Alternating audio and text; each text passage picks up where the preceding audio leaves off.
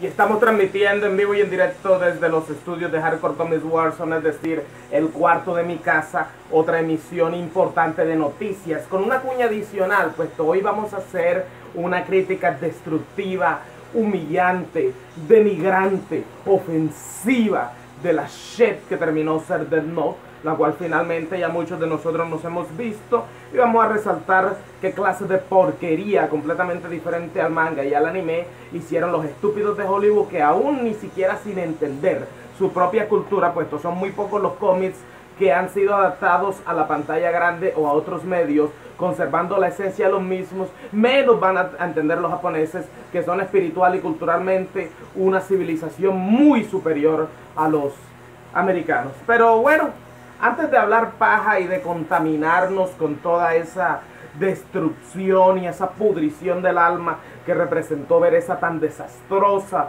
película de Netflix, vamos a dar primero unas noticias en el mundo del espectáculo.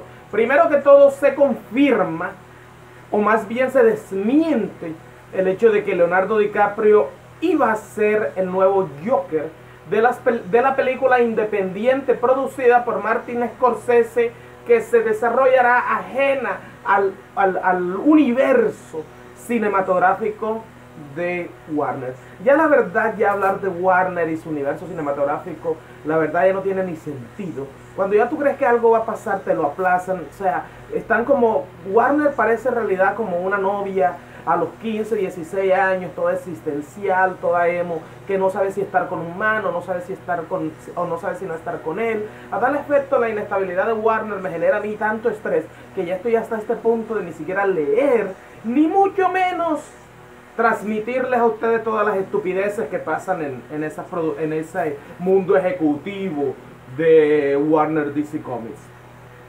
Otra película importante es de que Sony Pictures va a tomar las riendas de producción de la futura película del Cuervo, de la cual se habla tanto, y se confirma de que Jason Momoa seguirá asociado, o sigue aún asociado al proyecto. Para los que conocen el Cuervo es uno de los íconos, tanto cinematográfica como comiqueramente, de la cultura gótica. No sé si Jason Momoa, dado su badass o su carácter badass de chico rebelde, Allah, pueda transmitir esto. Sin embargo, sería bastante interesante ver un Cuervo menos sensible y más rudimentario, y de pronto creo que en ese caso Momoa llena esas expectativas de ver algo diferente, pero que se ajuste a la melancolía del cómic original.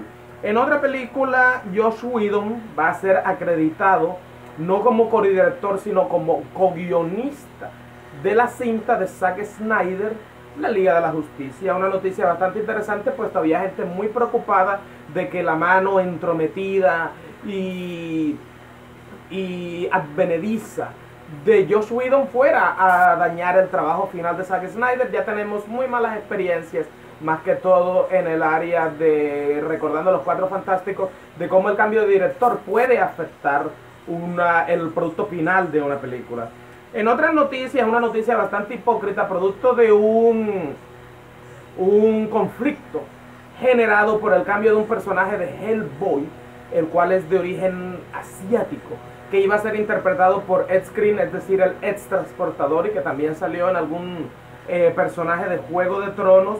Este personaje decidió cambiar el personaje, lo cual aviva el debate sobre hasta qué punto podemos ser políticamente correctos o políticamente incorrectos, o apoyar las minorías sin entrar en el campo de la hipocresía, puesto poco se ha dicho respecto al cambio de otros personajes, como por ejemplo Deadshot, como por ejemplo Starfire, como por ejemplo Nick Fury, o como por ejemplo el más desastroso en mi caso, Domino. Pero en este caso, como es el caso contrario de whitewashing, ahí sí salimos a reclamar. Entonces hay que sentarnos muy objetivamente para ver hasta qué punto ese debate está panfleteado, hasta qué punto ese debate está desequilibrado, hasta qué punto ese debate lo que está haciendo es promover hipocresía mediante la cortina de la multidiversidad, entre otras cosas. Y para pasar a otras noticias, como era de esperarse, la crítica destrozó los primeros 2 capítulos proyectados en las salas de cine formato IMAX de Los Inhumanos, Esto era de esperarse, el tráiler ni siquiera, no prometía ni siquiera, o sea, el mínimo de parentesco con el cómic. En las palabras de un youtuber que bastante respeto, Jon Snet, incluso se atrevió a decir de que ha visto películas de porno con mejores efectos que Los Inhumanos, lo cual eso es una falta de respeto, incluso es publicidad engañosa, en el sentido de que se promocione una película como la última Coca-Cola del desierto y al final termina siendo una cagada, como muchas de las otras cagadas que se hacen. Death Note, Ghost in the Shell, Dragon Ball Evolution, muchas de las películas del universo cinematográfico de Marvel y entre otras cosas, muchas de las otras mierdas que simplemente buscan engañar al público para que vayan a ver la película, pero el público ya no es estúpido y ya no es inocente, ya no es idiota, ya no va a dejar ser estafado como muchas veces se ha hecho.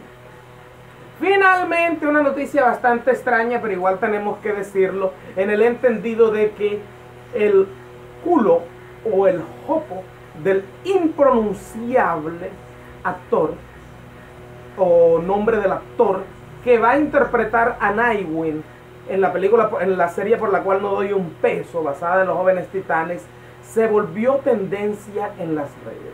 Al parecer bastantes señoritas, bastantes honorables princesas y mujeres saltaron a las redes a ver si el as del man guardaba similitud con el trasero bastante carnudo, en la opinión de muchos, de Dick Grayson Nightwing. Y después dicen que el morboso es uno. Esperemos que cuando de pronto uno se queje porque las tetas de Black Cat cuando le lleven al cine o el orto de Starfire, como nos estamos quejando, no se asocie al personaje, no nos tilden de machistas, no nos tilden de cosificar a la mujer, entre otras cosas, porque ellas también saben portarse bastante mal. Finalmente vamos a entrar al tan esperado momento, el main event de este video, el cual es la crítica destructiva, humillante de Death Note.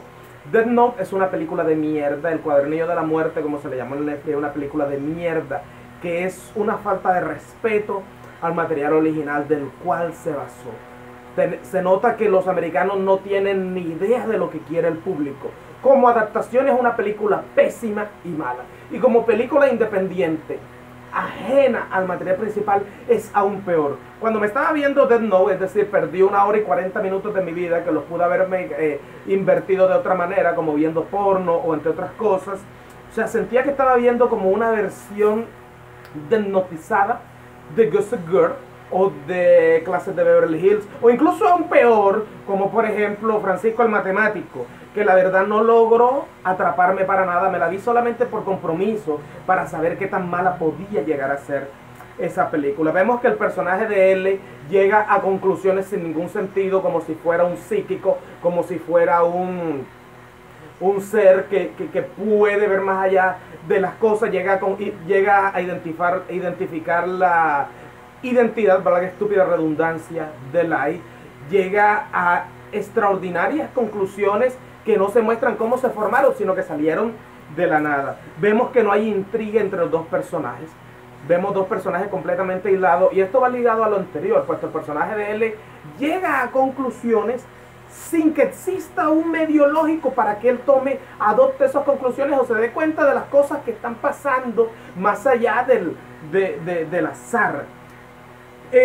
Vemos un Light completamente estúpido, completamente idiota, lo suficientemente idiota como para creer que su principal motivación para tener la Death Note es impresionar a una chica que al final terminó siendo un personaje completamente advenedizo, aparecido, arribista, terminó siendo el verdadero villano o llamémoslo como el verdadero papel antagónico de la serie.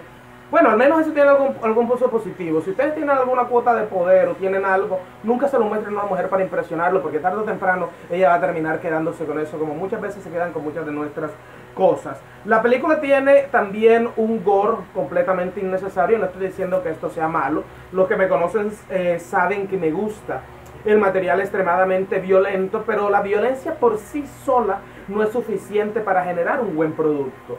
Para si eso fuera así, me viera las películas de clase B como las de Cradle of Filth o entre otras cosas, pero vemos un gore que en realidad rechina, puesto parece que le hubieran invertido más a generar una película de gore que en realidad generar el manga psicológico profundo ¿Qué es? Otra cosa es de que los personajes, tanto el personaje de L como el de Light, actúan impulsivamente. A tal efecto, en un lapso de un 1 a 10, tanto en adaptación de un personaje, de un producto impreso, tanto como un producto individual, yo les doy como un menos .5. Es decir, ni siquiera se merecen el 0.